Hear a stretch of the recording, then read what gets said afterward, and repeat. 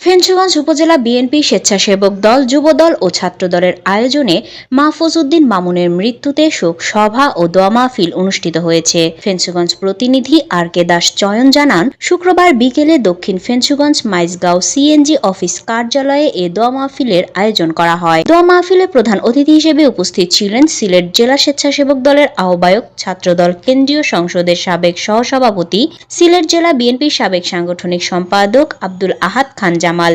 বিশেষ অতিথি হিসেবে বক্তব্য রাখেন ফেঞ্চুগঞ্জ উপজেলা বিএনপির সহ সভাপতি ফখরুল ইসলাম পাপলু, ফেঞ্চুগঞ্জ উপজেলা ছাত্রদলের সাবেক সিনিয়র সহসভাপতি ও সৌদি আরব প্রাদেশিক বিএনপির সভাপতি জাকারিয়া আরফিন ফয়সাল, সিলেট জেলা বিএনপির সাবেক সদস্য ও ফেঞ্চুগঞ্জ উপজেলা বিএনপির সহ সাধারণ সম্পাদক মোয়াজ্জেম হোসেন শাহেদ, সিলেট জেলা ছাত্রদলের ভারপ্রাপ্ত সভাপতি জুবের আহমেদ, সিলেট জেলা ছাত্রদলের যুগ্ম সাধারণ সম্পাদক আশরাফুদ্দিন রাজীব, স্বেচ্ছাসেবক দলের আহ্বায়ক জাহাঙ্গীর হোসেন, ইউনিয়ন বিএনপির সাধারণ সম্পাদক তারেক আহমদ খান ও উপজেলা স্বেচ্ছাসেবক দলের আহ্বায়ক অলিদ আহম সেন্টু। মাহফিলে সভাপতিত্ব করেন উপজেলা ছাত্র দলের নেতা হুসাইন আহমদ। দোয়া পরিচালনা করেন বায়তুল মামুর জামে মসজিদের খতিব মাওলানা নাজির আহমেদ। প্রধান অতিথির বক্তব্যে আব্দুল আহাদ খান জামাল বলেন,